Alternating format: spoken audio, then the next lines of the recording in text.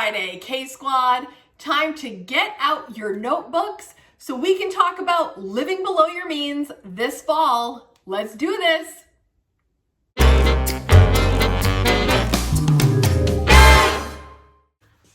All right, I love doing this quarterly video. If you've been watching me for a little bit, you've noticed that this year we did one in the winter, we did one come spring, we did one come summer, and here we are. It is fall, and this is one of my favorite seasons, and so I thought we would get out our notebooks, go through all the expenses that happen in the last quarter of the year, October, November, December, so that we have our act together and we can really attack the fall and go into it with a plan. If we haven't formally met yet, Kate, nice to meet you. I talk about frugal living, budgeting, and saving money with a sprinkle of minimalism every single Friday to give you your weekly dose of frugal living inspiration. I am a unique monthly budgeter, which means I plan out my month by month ahead of time before it becomes that month, so I have a plan for my spending and make sure I don't go over budget. My first quarter of the year is a low to no spend. My second quarter of the year is normally moderate. My third quarter is high spending, and let me tell you, we kept that tradition going. And my fourth quarter is fairly moderate. In order for me to prepare appropriately, what I like to do is I like to go back to last year's October, November, and December and see, what was I spending money on? What was out of the ordinary? What is tradition? What can I expect? And then what is a little different about this year that I can plan for? I use every dollar for my budget, so it's super easy to click back into those months and see my big picture. So when I look at the month of October last year, the two things that stood out were I was hit with 3 fundraisers and of course Halloween. For me, Halloween is not a large expense, but if you are a Halloween person, let me know in the comments, are you a Halloween person? That could lead to candy. It could lead to Halloween parties that you throw or attend. It could lead to costuming. It could lead to decorations. I do enjoy Halloween, but for me, it's mostly all about Kaden. We go trick-or-treating. We get usually a very budget effective costume, and maybe I'll get a little candy for the season to share. But 3 separate fundraisers for school, I had to remember that that is what happened last year. So I'm going to make sure to add a little bit of that into the budget, which for me goes into my giving category. There are some of those that are a flat out donation, and there are some that we are purchasing things out of a catalog to raise money for the school, like candles or wrapping paper. And what I actually try to do when it comes to those fundraisers is I will pick things that I can gift for people later. So it's kind of like a 2-for-1 situation. You are giving away your money, you're doing the fundraiser, but you're also going to get some thoughtful gifts out of it, only if you find stuff that you think people would really love, or sometimes I just get stuff for our house. It depends what's in there, but I try to contribute a little bit so that the school does benefit from the fundraiser. That's why they do it. Oh, another thing that we love to do in October is we love to go, there's this place that's like a cornfield and it's a pumpkin picking place and it's super fun. You might have seen some of my stories in the past years because we go literally every year. So there is an admission cost to go there and also the cost of pumpkins. And if you choose to get food there, which sometimes we make it like an event and maybe we'll get a piece of pizza, or they have cotton candy or pretzels or whatever they've got going on there. Sometimes we make that into a thing. So I'm sure to put one fun thing like that in the budget for the season. Okay, so that's like the fun stuff, but let's talk about the necessary stuff. I got my first oil bill. Oof. I hadn't gotten an oil bill since April. So fantastic, right? But this oil bill was over $600. And it stabbed me in the heart. Honestly, I was thinking it was gonna be closer to $500. I don't know if I've ever had an oil bill over $600 to date, but The time is now, and we need heat, and it's a necessity. So that's something to plan for. Your heat kicking back in, however you heat your home, just know your electric could go up, your oil could go up, your propane, whatever you've got going on, and we've got to plan for that. Another thing to think about going into our colder seasons, if you are in a place where it gets cold, and in Maine, it gets cold. So do you have snow pants for your kids? Do you have a winter coat for you? Do you have boots? Do you have a scarf? Do you have gloves? Do you have a hat? Do you have what you need to stay warm? Because it snows here.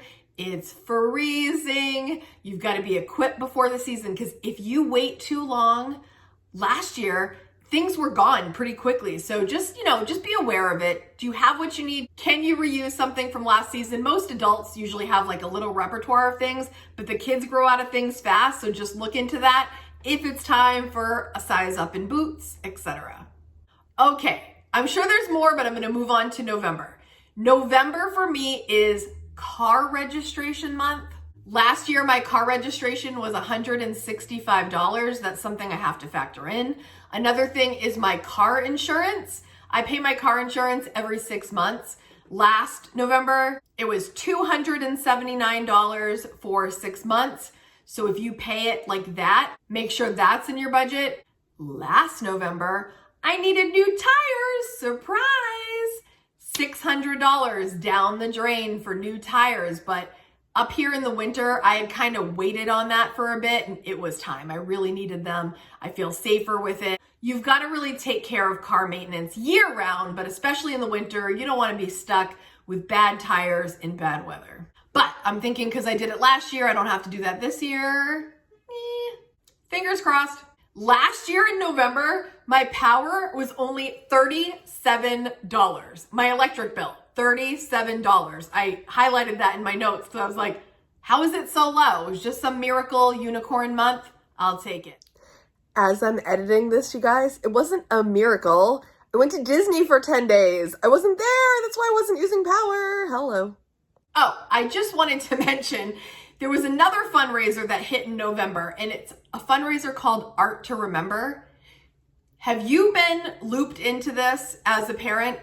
It's a piece of artwork that your son or daughter created. I'm going to leave Kaden's piece of art right here. And they offer it in the form of a bookmark, a notebook, magnets, Christmas ornaments, and you just fall in love and you buy way more than you need to. I have no regrets, and I made those also into Christmas gifts. Again, a 2-for-1. It's a present. It also raises money. I'm always trying to think that way when appropriate.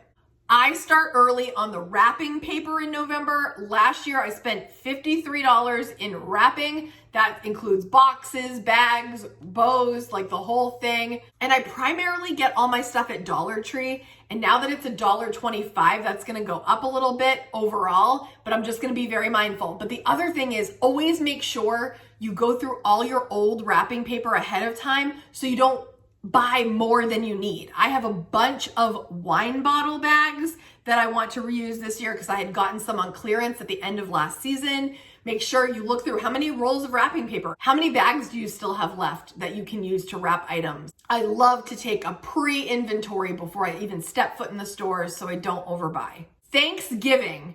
If you are putting on the meal, obviously that's going to be an expense if you celebrate Thanksgiving, or if you are going to a Thanksgiving dinner. I traditionally like to bring a big bottle of Pinot Grigio for my family because a lot of our family drinks Pinot Grigio, and also you guys know my cooking up until lately was very subpar. So I used to always offer to bring that because I can't mess that up. Next is shopping for Christmas gifts ahead of time. Some of you, November is way later. Like a lot of you start earlier in the year, and wherever you start, just be thinking about it so you don't get crushed in December. I have a couple of videos on holiday shopping. If you just type in Kate Kaden holidays or Kate Kaden Christmas, you'll find some to binge. Also keep in mind if you travel for Thanksgiving. I don't travel, so that's not an expense for me. But if that's something that you have to use extra gas to where you're going, if you're flying where you're going, make sure to keep that in mind and get it in the budget so there are no surprises.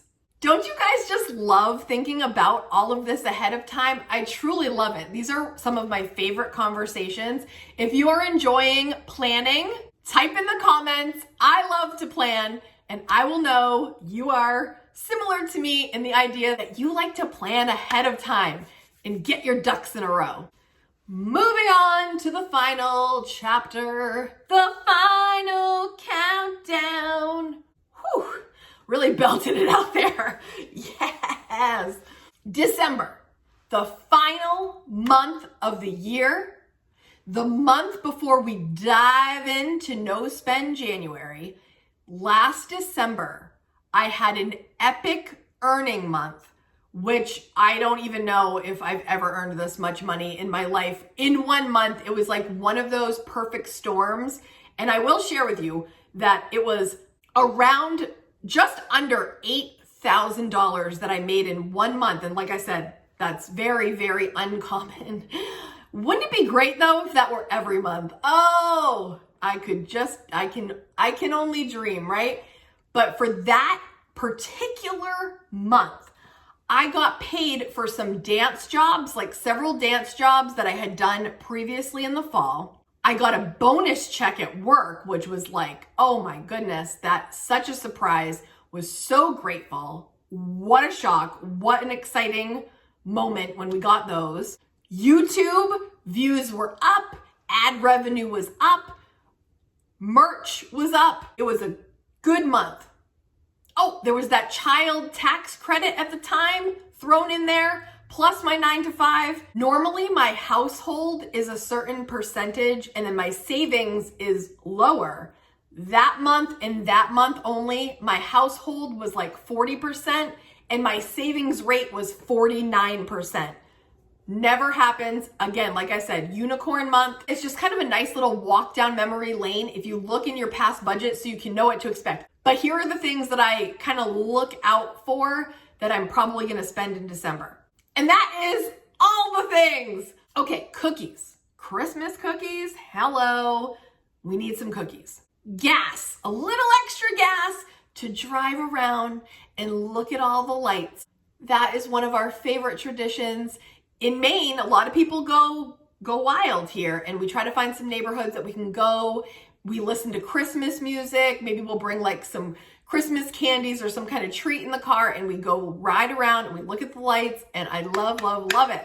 Hot chocolate. Hello. We need the hot chocolate. Maybe stream a movie in your cozy pajamas and your fuzzy socks and your bathrobe, and gosh, I'm getting excited and it's only September. Presents, gift exchanges, holiday parties, all the things that might contribute to spending a little extra during the holidays. And it's really good that we're thinking about all this now because, of course, with inflation, things are just needing to be a little adjusted in certain areas.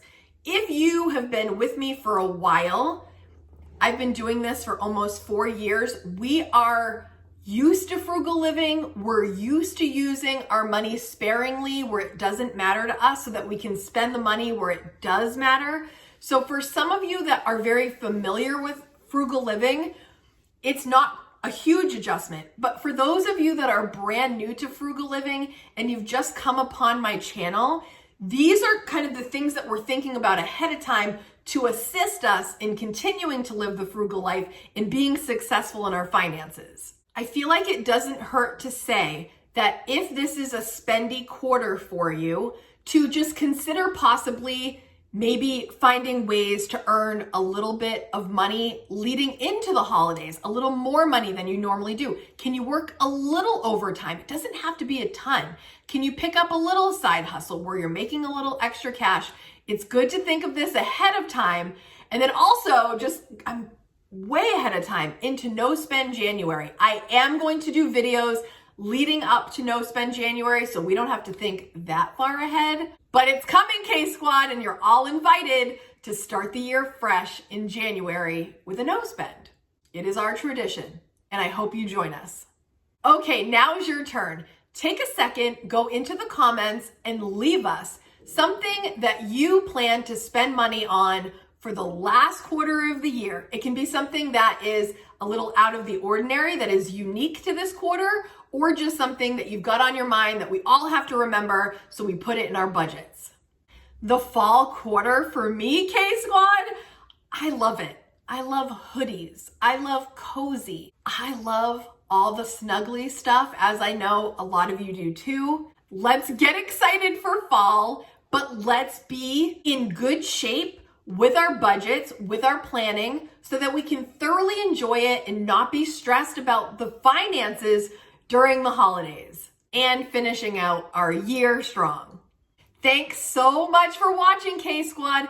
If you want more videos talking about living below your means for inspiration, I will leave some videos here for you to watch next. Thank you for being here, and I'll see you next Frugal Friday. Bye, guys. Hannah says bye.